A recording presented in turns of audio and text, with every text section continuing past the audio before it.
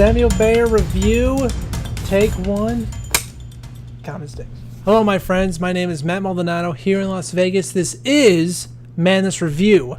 Here today I'm going to review Samuel Bayer, his music videos, some of them, and his first film, Nightmare on Elm Street.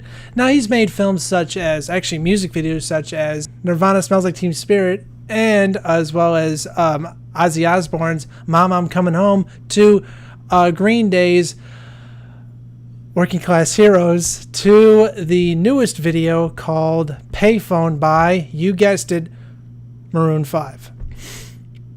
Now his first film was basically Nightmare on Elm Street. You heard of Nightmare on Elm Street, you know, the 1985 film by Wes Craven. You know that film. That film was actually pretty good with none other than Robert Englund. Robert Englund has made tons of films with Wes Craven, all the way from the first Nightmare on Elm Street films to the Freddy vs. Jason films. Now let's review this one. This film is basically not really what you seem it to be. It's not really a horror film. It's more of an art film. Now, it goes from basically the start of the film is basically starting in a dream world where someone is dreaming in a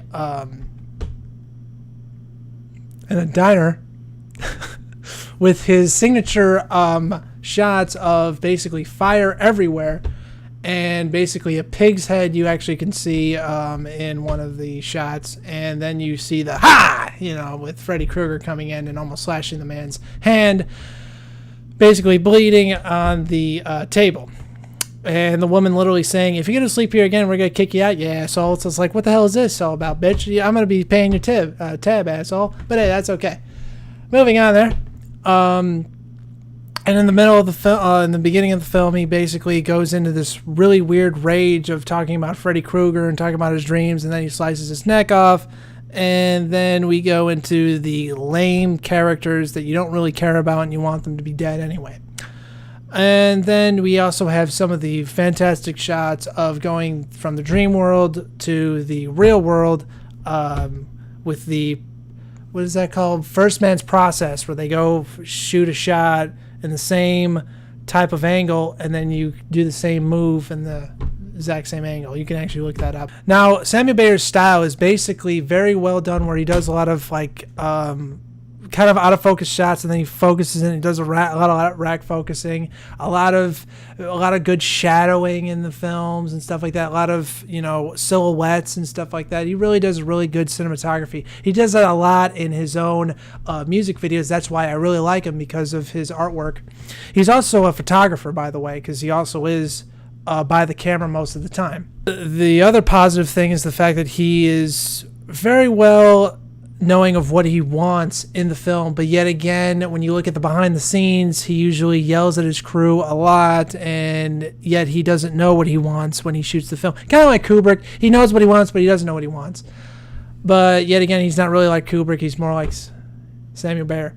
The other good points of the film was the fact of the Steadicam. I've never really seen a lot of Steadicam work in his films, a lot of his music videos or his commercials. He doesn't do a lot of those. He does a lot of like dolly shots. Doesn't do a lot of Steadicam shots where it's like really fast paced and stuff like that. But anyway, for this film is basically rated R for those that think what the rating is about. And what do I give this film? Well, I give this film basically a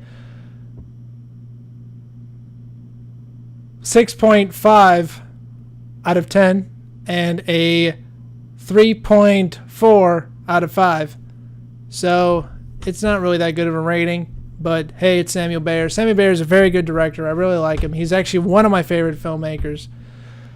And for the thumbs up, thumbs down, well, I give it a total big 2 thumbs way down, because of the fact it didn't really give me much of basically anything. It didn't really, wasn't no originality to it. It should have been original, but instead it becomes a film more kind of, not really all over the place, but it's just kind of the same thing. It looked kind of like Michael Bay made it, but I'm not going to get into Michael Bay films. But so that is my review for Samuel Bayer, Samuel Bayer's Nightmare on Elm Street. You can follow him at samuelbayer.com to see his music videos, commercials, and other archival footage, as well as also his documentary, Green Day Bullet in a Bible.